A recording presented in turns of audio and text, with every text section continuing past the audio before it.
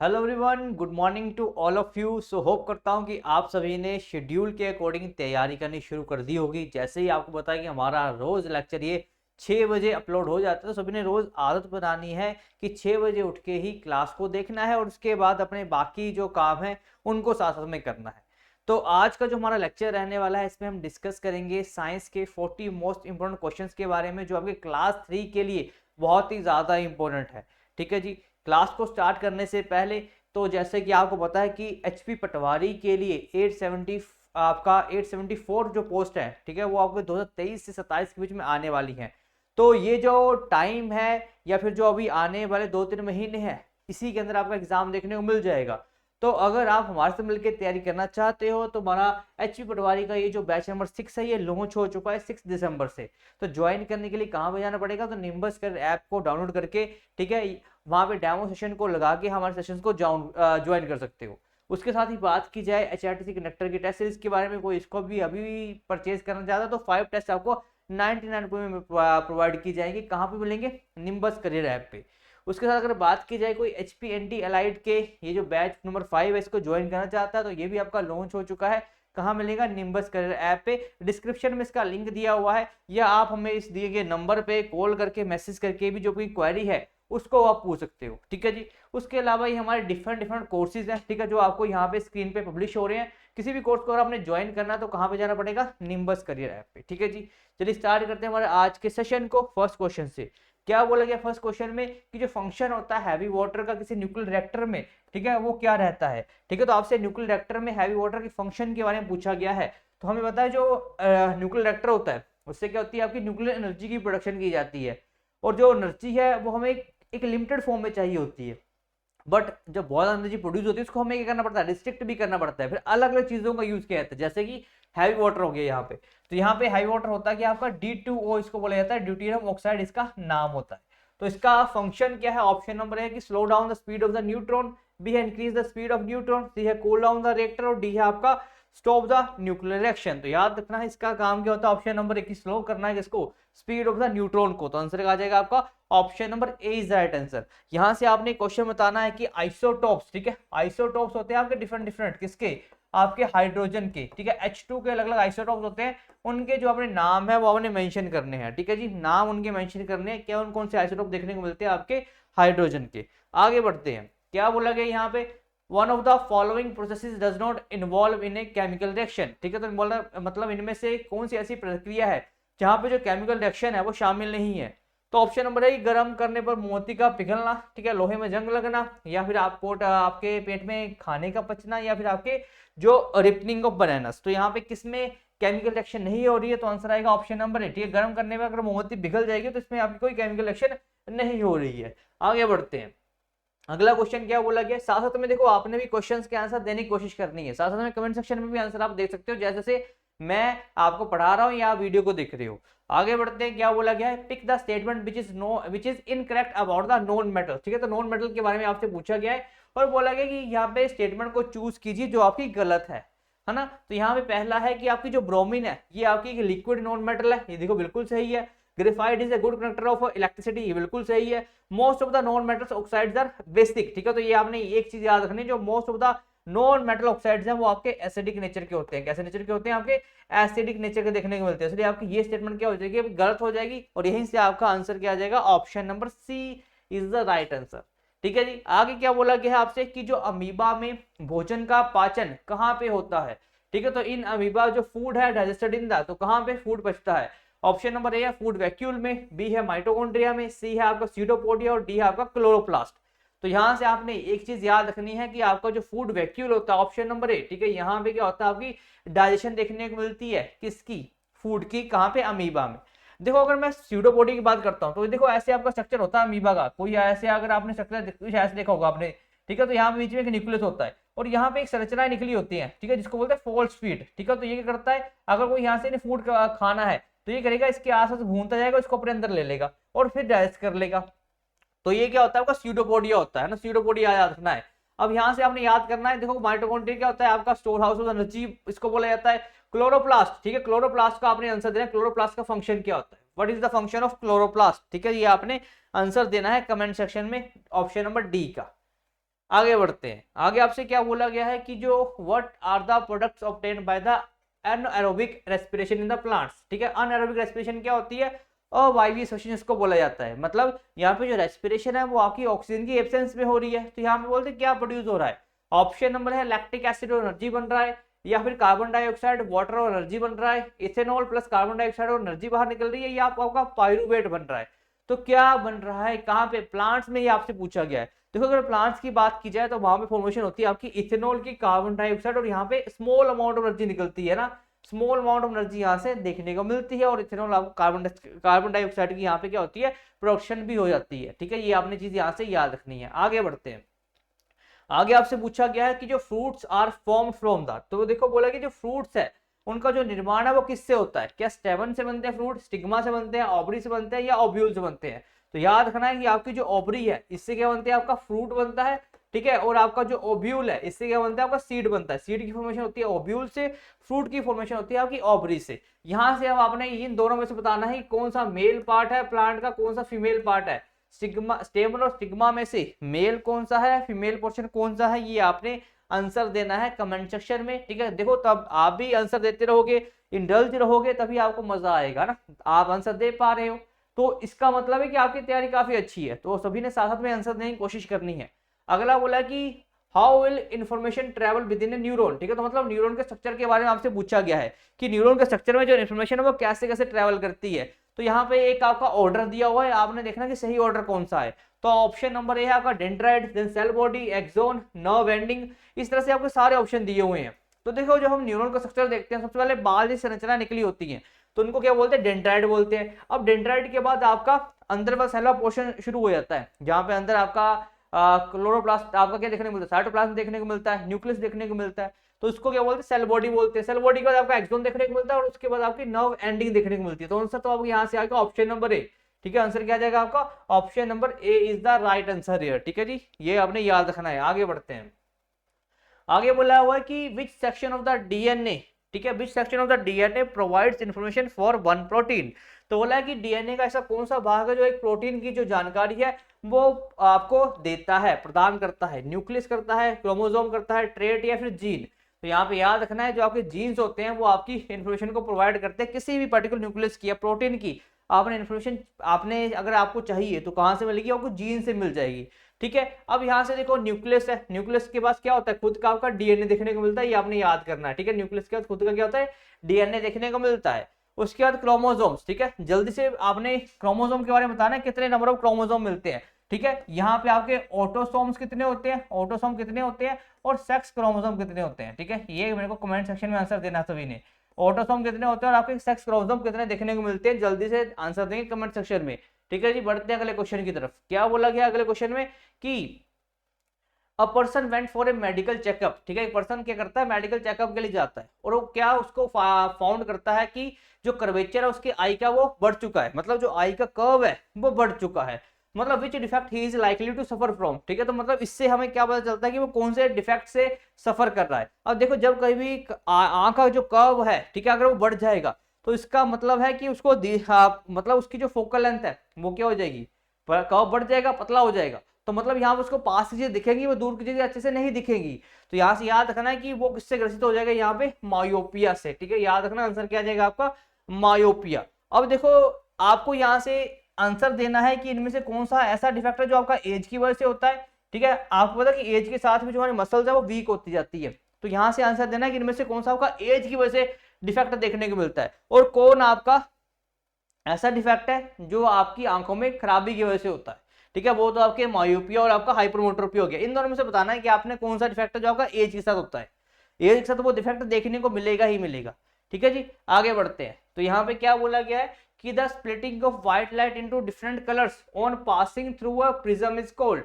तो प्रिज्म से गुजरने पर श्वेत जो प्रकाश होता है वो विभिन्न रंगों में टूट जाता है, उसको क्या बोलते हैं? रिफ्लेक्शन, रिफ्रैक्शन, डिस्पर्जन या डेविएशन। तो बहुत इजी क्वेश्चन है, इसको क्या बोलते हैं हम?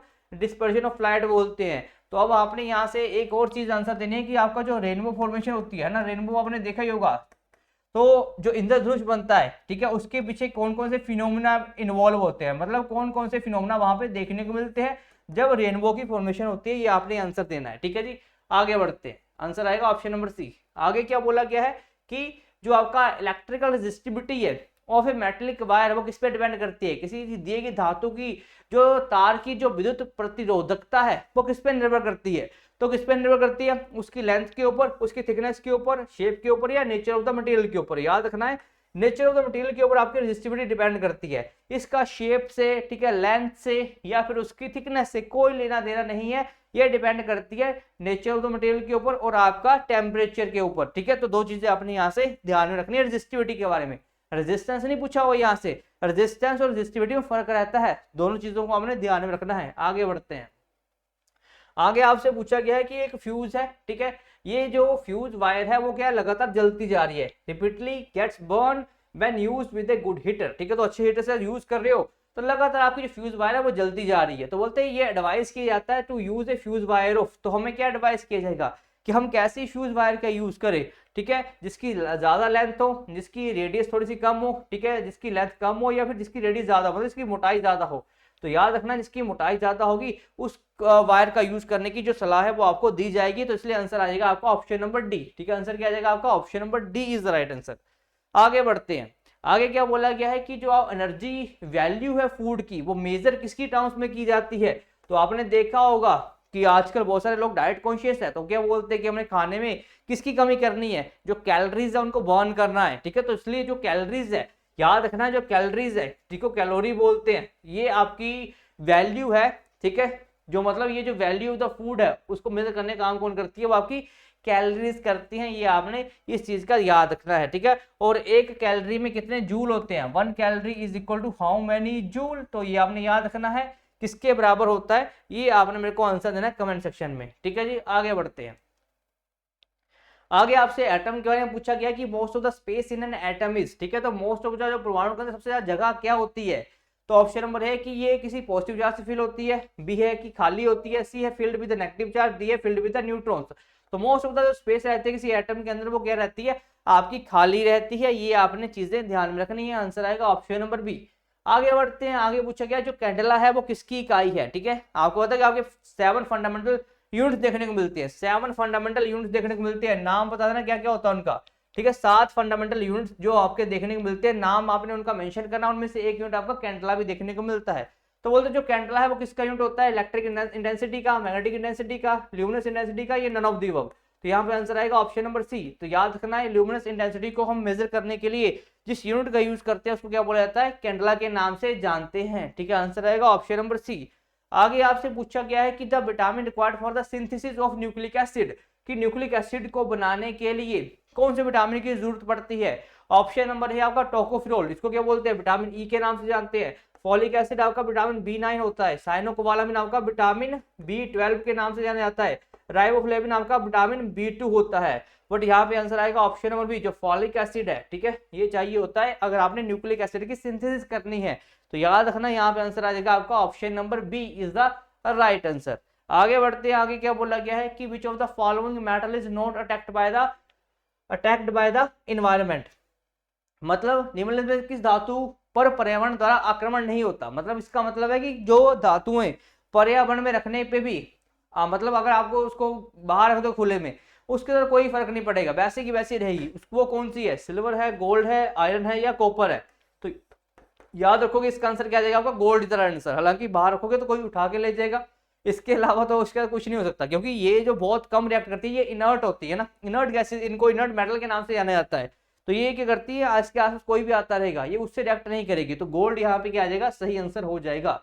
आगे बढ़ते हैं, अगला क्वेश्चन देखिए आपसे क्या पूछा गया है कि which of the following is has the highest frequency, तो फ्रीक्वेंसी के बारे में यहाँ पे क्वेश्चन पूछा गया है, तो आपको यहाँ पे इलेक्ट्रोमैग्नेटिक जो स्पेक्ट्रम है उसके बारे में नॉलेज होनी चाहिए। तो यहाँ पे पूछा गया है मैक्सिमम फ्रीक्वेंसी के बारे में, तो मैक्सिमम फ्रीक्वेंसी मतलब आपकी मिनिमम वेवलेंथ देखने को मिलती है, तो किसकी है मिनिमम वेवलेंथ, कॉस्मिक रेज की, एक्स रेज की, रेडियो वेव्स की या माइक्रोवेव्स की। आंसर आ जाएगा आपका option number a cosmic rays. याद करना है मिनिमम इसकी क्या होती है आपकी वेवलेंथ होती है, और मैक्सिमम यहाँ पे क्या देखने को मिलती है आपकी फ्रीक्वेंसी देखने को मिलती है। तो हाईएस्ट फ्रीक्वेंसी यहाँ पे पूछा गया है, तो यहाँ पे कॉस्मिक रेज या गामा रेज आपने यहाँ से नाम याद रखना है, आंसर आएगा ऑप्शन नंबर ए। आगे पूछा गया है जो वॉशिंग मशीन है, जो आपकी वॉशिंग मशीन है ठीक है, वो कौन से प्रिंसिपल के ऊपर काम करती है, डिफ्यूजन के ऊपर, सेंट्रीफ्यूगेशन के ऊपर, रिवर्स ऑस्मोसिस के ऊपर या डायलिसिस के ऊपर। तो याद करना ये आपकी सेंट्रीफ्यूगेशन के ऊपर काम करती है। ठीक है जी, आंसर क्या आ जाएगा यहाँ से, option number b is the right answer. आगे बढ़ते हैं। अगला क्वेश्चन बोला गया है जो प्लैनेट्स हैं वो ट्विंकल नहीं करते ना, जो आपके ग्रह है वो टिपटिपाते नहीं हैं, इसका रीजन क्या है? तो ऑप्शन नंबर है कि पृथ्वी के नजदीक है इसलिए हमें अधिक प्रकाश प्राप्त होता है। ऑप्शन नंबर आपका बी क्या है कि ये पृथ्वी से दूर है जिसके परिणामस्वरूप जो प्रकाश की तीव्रता वो कमी हो जाती है। या फिर बोला गया स्थिर तीव्रता का जो प्रकाश है उत्सर्जित करते रहते हैं, ये पृथ्वी से उनकी जो दूरी है समय के साथ नहीं बदलती। तो यहाँ पे आंसर आपका क्या देखने को मिलेगा? आंसर देखने को मिलेगा ऑप्शन नंबर ए। ठीक है, पृथ्वी से नजदीक है और इसलिए हमें ज्यादा ये जो प्रकाश की जो मात्रा है यहाँ से प्रोवाइड होती है, तो इसलिए इनको नहीं, मतलब ये क्या करती है, टिमटिमाते नहीं है। आंसर आएगा ऑप्शन नंबर ए। आगे बोला गया कि which of the following is not known as the green house gas. ठीक है, तो मतलब आपका होता है ग्रीन हाउस गैसेज आपके एग्जाम के पॉइंट ऑफ व्यू से बहुत ज्यादा जरूरी है। तो यहाँ पे आपसे पूछा गया इनमें से कौन सी ग्रीन हाउस गैस नहीं है, तो ऑप्शन नंबर है मीथेन, बी है आपका नाइट्रस ऑक्साइड, सी है कार्बन डाइऑक्साइड, डी है हाइड्रोजन। तो याद रखना यहाँ की हाइड्रोजन है वो ग्रीन हाउस गैस नहीं देखने को मिलती, बाकी तीनों ही आपकी क्या है, आपकी ग्रीन हाउस गैसेज देखने को मिलती है। आंसर आएगा ऑप्शन नंबर डी। आगे बढ़ते हैं। आगे बोला गया जो वेलोसिटी है लाइट की, ठीक है, वो फर्स्ट मेजर बाय, आपको पता है जो लाइट है प्रकाश की जो तीव्रता है 3 × 10⁸ मीटर पर सेकंड, किसने बताया था पहली बार?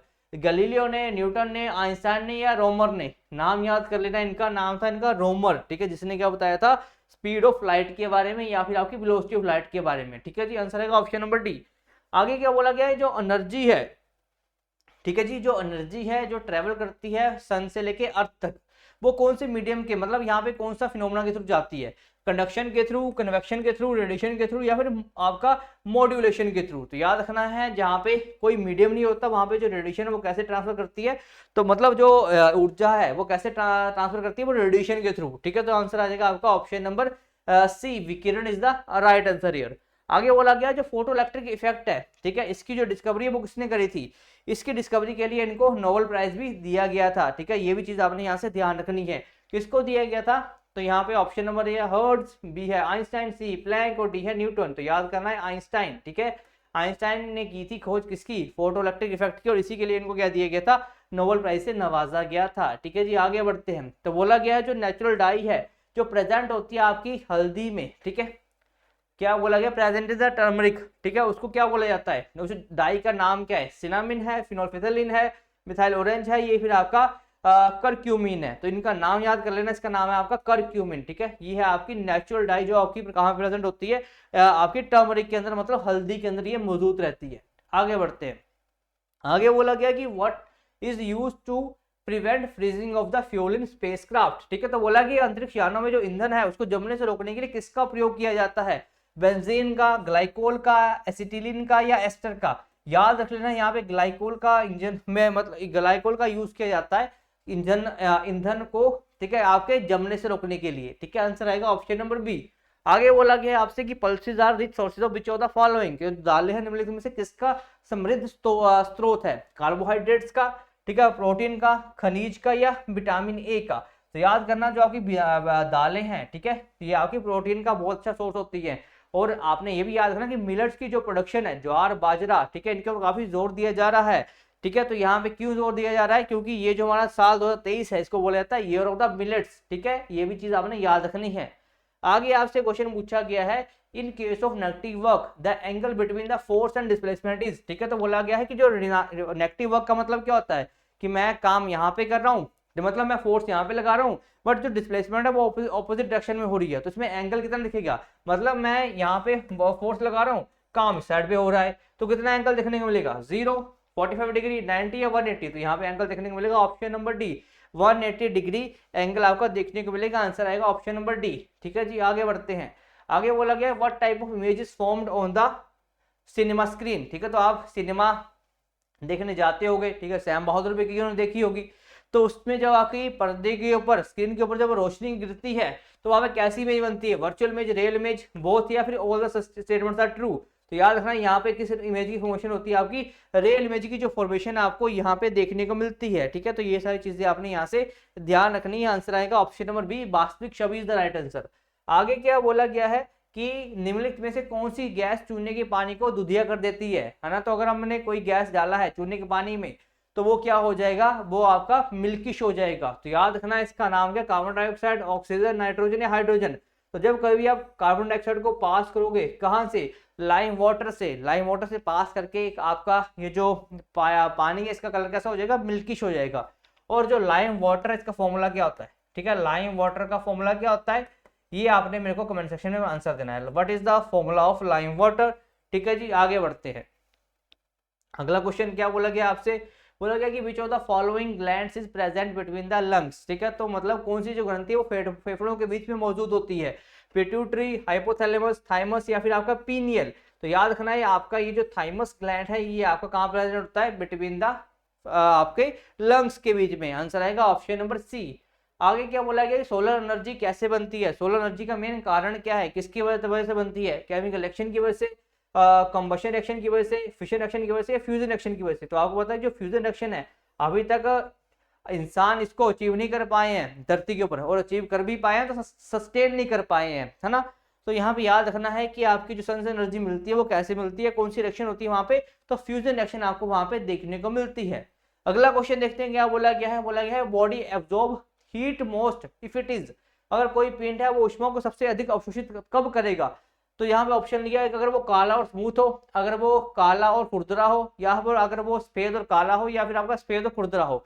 तो अगर वो चीज कोई ब्लैक होगी और वो रफ होगी, जितनी रफनेस ज्यादा होगी और सरफेस अगर ब्लैक होगा उतना ज्यादा ही वो हीट करेगी, अवशोषण करेगी। तो आंसर आएगा ऑप्शन नंबर बी। अगला क्वेश्चन बोला गया है कि आपका एक जो पॉन्ड है, ठीक है, वाटर पेस लेस डीपन। तो आपने देखा होगा कि आप कहीं पॉन्ड में देखते हो पानी गहरा होता है पर आपको कम गहरा लगता है, इसका रीजन क्या है, पोलराइजेशन, रिफ्रैक्शन, डाइफ्रैक्शन या रिफ्लेक्शन। तो इसका रीजन है आपका option number b, refraction is the right answer here. ठीक है, तो ये आपने चीजें याद रखनी है। आगे बढ़ते हैं। अगला क्वेश्चन बोला गया है कि what are the temporary projections made in the amoeba. ठीक है, तो देखो ये मैंने आपको पहले भी करवाया था कि अमीबा के अंदर जो आपकी टेम्परेरी प्रोजेक्शन होती है उसको क्या बोला जाता है, क्या बोलते हैं उसको, वॉकिंग लेग बोलते हैं, ठीक है, लिम्स बोलते हैं, सीडोपोडियम बोलते हैं, इनमें से कोई नहीं बोलते। ये आपका क्वेश्चन है आज का, कमेंट सेक्शन में इसके लिए आपने इसका आंसर देना है। ठीक है, इसका आंसर कहाँ देना, कमेंट सेक्शन में। आगे बढ़ते हैं। आगे क्या बोला गया आपसे कि which of the following substances are not responsible for the water hardness. निम्नलिखित में से कौन सा जो आपका है, आपको पता है कि दो तरह के वाटर होते हैं, एक हार्ड वाटर होता है, आपका सॉफ्ट वाटर होता है। आजकल आपने देखा होगा कपड़े धोते हुए अगर आप साबुन से कपड़े धोते हैं और ठंडे पानी का यूज करते हैं तो कपड़ों के ऊपर या तो साबुन चिपक जाएगा या झाग अच्छी नहीं बनेगी। बट जैसे आप गर्म पानी का यूज करोगे झाग अच्छी बननी शुरू हो जाएगी। ठीक है, तो मतलब जो आपका ठंडा पानी है या फिर जो आपके ठंडे पानी मिनरल ज्यादा है तो उसकी वजह से वो क्या बन जाता है, हार्ड वाटर बन जाता है। अगर मिनरल नहीं होंगे तो बन जाएगा सॉफ्ट वाटर। तो आपसे बोला गया है कि इनमें से कौन सा सब्सटेंस है जो आपके वाटर की हार्डनेस के लिए रिस्पॉन्सिबल नहीं है, calcium carbonate, magnesium carbonate, sodium nitrate या फिर आपका कैल्शियम हाइड्रोजन कार्बोनेट। याद रखना यहाँ पे ये तीनों ही रिस्पॉन्सिबल है, तीनों के नाम याद कर लेना। बट यहाँ पे सोडियम जो आपका नाइट्रेट है ये रिस्पॉन्सिबल नहीं है वाटर की हार्डनेस के लिए। तो आंसर आएगा ऑप्शन नंबर सी। आगे बढ़ते हैं। क्या बोला गया है कि एट सनराइज और sunset the sun appears red because. ठीक है, तो आपका सूर्योदय सूर्यास्त के समय में जो सूरज है उसका जो रंग है वो लाल क्यों दिखाई देता है। ठीक है, स्कैटरिंग लाइट की वजह से, इफेक्टिवनेस ऑफ द डाइफ्रैक्शन की वजह से, sun is hottest at this time या of the effect of the refraction. तो याद रखना यहाँ पे स्कैटरिंग ऑफ लाइट की वजह से आपका जो सुबह है एंड शाम को जो कलर है सन का वो कैसा दिखाई देता है, रेडिश दिखाई देता है। याद रखना है इस चीज के बारे में। अगला क्वेश्चन आपका क्या बोला गया है कि two objects that lose the same weight in water must have the same. कि पानी में अगर समान वजन कम करने पे अगर दो वस्तुओं का अगर वजन समान है तो उनका और क्या चीजें सेम होनी चाहिए, weight in air, weight in water, density या वॉल्यूम। देखो अगर उनका सेम, अगर वो क्या कर रहे हैं, सेम लूज कर रहे हैं वेट को वाटर में, तो इसका मतलब उनकी जो वॉल्यूम है वो क्या होनी चाहिए, वो भी आपकी सेम देखने को मिलनी चाहिए। ठीक है, तो ये आपने चीज याद रखनी है। आंसर आएगा ऑप्शन नंबर डी। आगे बढ़ते हैं। क्या बोला गया है कि in which among the following organs Bowman's capsule is present. तो मतलब जो बोमन कैप्सूल होता है इनमें से कौन सा ऐसा आपका ऑर्गन जहाँ पाया जाता है, लिवर में, किडनी में, हार्ट में या स्मॉल इंटेस्टाइन में।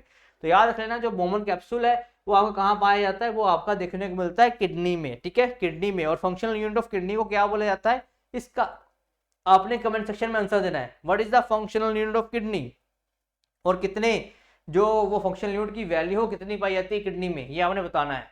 बोला गया अगला, the smallest plant like the organisms present on the earth. तो बोला पृथ्वी पर मौजूद सबसे जो छोटे पौधे जैसे जीव कौन से होते हैं, एल्गी, बैक्टीरिया, फंजाई या फॉन्स। तो याद करना है ये आपका बैक्टीरिया होता है। और जो स्मॉलेस्ट बैक्टीरिया है, ठीक है, स्मॉलेस्ट बैक्टीरिया है उसका नाम क्या है, तो माइकोप्लाज्म। ठीक है, तो आपने वो याद करना है। ठीक है जी, तो माइकोप्लाज्म, तो वो अपने इनका इसका जो नाम है वो आपने याद करना है कि जो स्मॉलेस्ट बैक्टीरिया है उसका नाम क्या है, क्योंकि ये सीधा आपके एग्जाम में क्वेश्चन देखने को मिला है कई बार कि जो स्मॉलेस्ट बैक्टीरिया है और आपका लार्जेस्ट बैक्टीरिया है उसका नाम बताओ। ठीक है, तो ये आपने उनका याद करना है। तो माइकोप्लाज्मा उसका नाम होता है जो आपका स्मॉलेस्ट बैक्टीरिया है बॉडी के अंदर देखने, मतलब स्मॉलेस्ट बैक्टीरिया जो आपको देखने को मिलता है। आंसर आएगा ऑप्शन नंबर बी। ठीक है जी, तो ये था हमारा आज का सेशन। ठीक है, तो उसके बाद भी आपके अलग अलग सेशन होने वाले, सभी ने उनको भी लगाना है। बट अभी के लिए सभी ने जो क्वेश्चन पढ़े हैं उनके जो आंसर मैंने पूछे सभी ने देने हैं। उसके अलावा अगर कोई हमारा जो लेटेस्ट एचपी पटवारी का बैच है, क्योंकि बहुत सारी जो पोस्ट है वो जल्दी ही आने वाली है, ज्वाइन करना चाहता है, तो निम्बस करियर ऐप को डाउनलोड करके आप हमारे इस बैच को ज्वाइन कर सकते हो। देखो काफी ज्यादा इकोनॉमिकली आपको ये बैच पढ़ने वाला है। इस अगर मैं बात करूं बाकी और आपके जो बाकी इंस्टीट्यूट प्रोवाइड कर रहे हैं, तो आपको सबसे सस्ता जो आपका बैच मिलेगा और क्वालिटी जो मटेरियल मिलेगा वो आपका एचपी स्टडीज पे मिलेगा।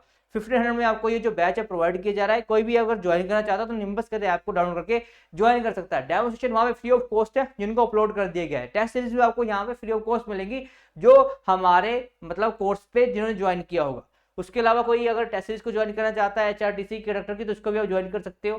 साथ में हमारा एचपी एंटी एलाइड का जो बैच नंबर 5 है ये लॉन्च हो चुका है। इसको भी किसी ने अगर ज्वाइन करना है तो निम्बस के ऐप पे जाके इसको आप ज्वाइन कर सकते हो। ठीक है जी, और ये बाकी हमारे सारे बैचेस आपकी तो लिस्ट दिख जाएगी। किसी भी बैच को आपने ज्वाइन करना है तो काफी इजीली आप ज्वाइन कर सकते हो।